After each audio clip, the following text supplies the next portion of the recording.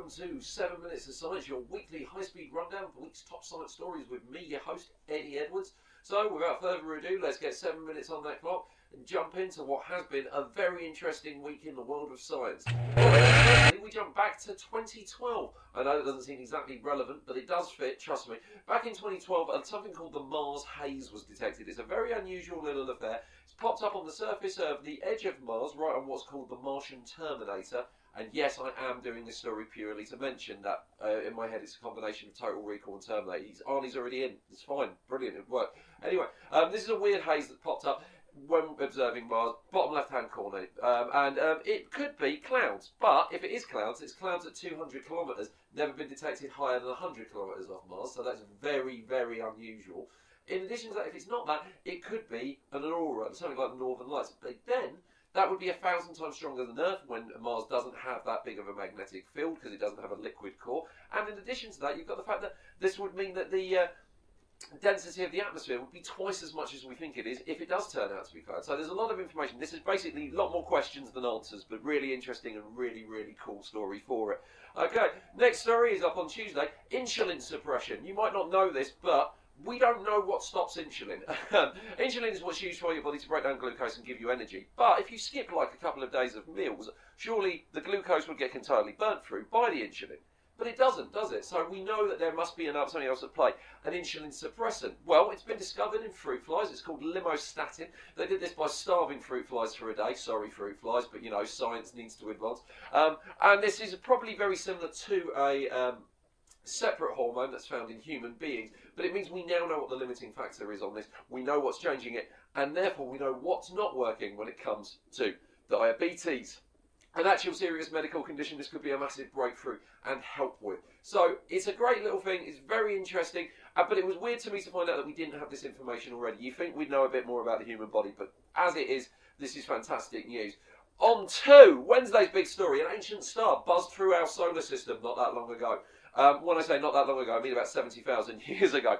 When I say buzzed through our solar system, it didn't actually get into the solar system, but it did go through the Oort cloud. For those who don't know, the Oort cloud is a massive sphere of comets that orbits around about 1 light year away from the sun.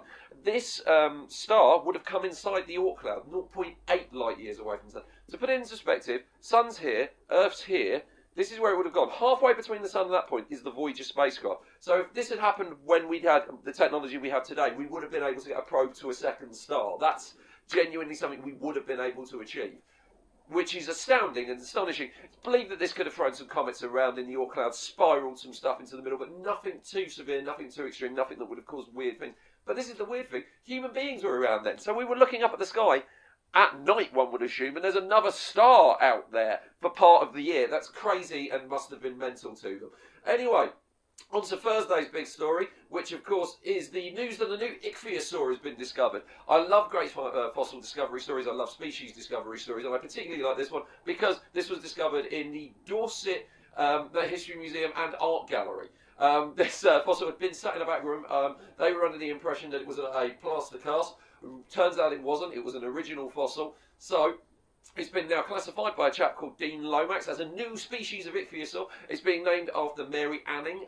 It's going to be called Ichthyosaurus anningi, which is named after Mary Anning, who first discovered the ichthyosaur back in 1811 on the Dorset coast, which is a great thing, great advancement for women in science, having your own ichthyosaur, because I have no ichthyosaurs.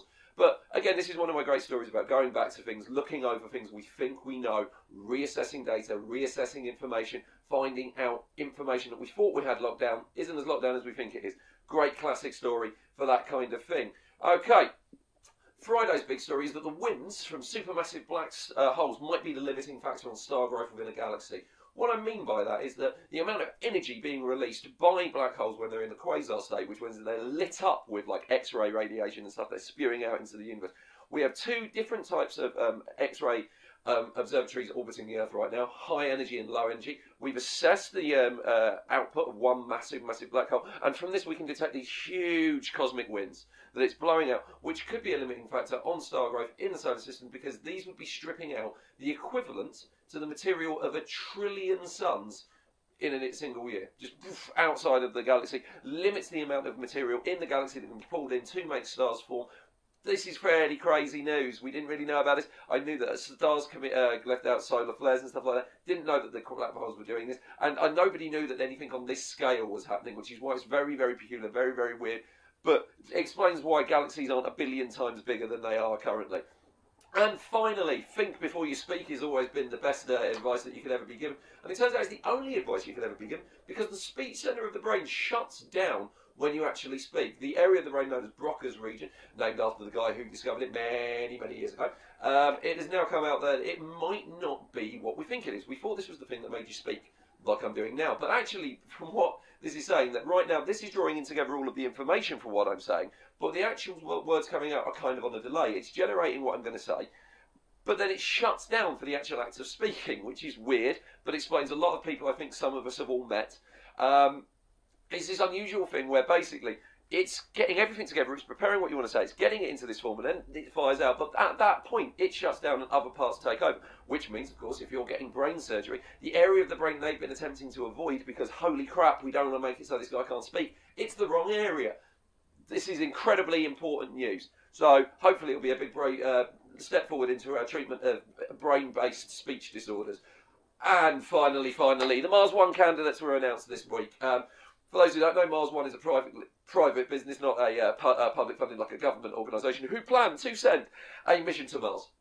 It's a one-way trip. You'll go there, you'll help build a colony, and maybe in the future, years down the line, there'll be a way to get back. But at the moment, we're going to throw resources at this thing. You'll be one of the founders, and eventually there'll be a colony on Mars. You can go to the MarsOne website. I'm going to link down below. You can actually look through all of the 100 people who have so far been selected as finalists and maybe go on this mission. Who's going to make up the teams of 4? Who's going to be the first team? This is really exciting. There's plenty of people out there who are going to be naysaying this, saying, oh, it'll never happen. But listen, this is a thing that has literally never happened before, so you have no way of knowing that. Shut up. Stop ruining everybody's fun. Because at this point, there's us who of us want to go to space, and that's to say it's not going to happen. You guys can stay here. The rest of us are leaving. Okay? Right. So, I think we beat that in under 7 seconds, and 7 minutes. And I'd also like to say this week, I did this without a script, in a completely new way. Oh, and it turns out the timer that I'm using here actually has a sound on it, which I didn't know. But that was me off script. It was a slightly different format. I hope it worked for you guys. I hope you liked it. If it did like the show, please share the show. Like, comment, subscribe, do the whole thing. And also, I'm going to be posting the link again today. Check out our me and John's Oscars thing we did. Two Drunk Geeks. We watched a terrible movie, utterly failed to review it, and went on and on ad nauseum about the Oscars. Give it a watch. It's a bit of a laugh. Just give it a watch before tonight's ceremony. Might change your perspective, give you a different viewpoint on certain things. Anyway, thank you very, very much for watching. I've been your host, Eddie Edwards, and as always, good luck in your endeavours. If your endeavours be good. Goodbye.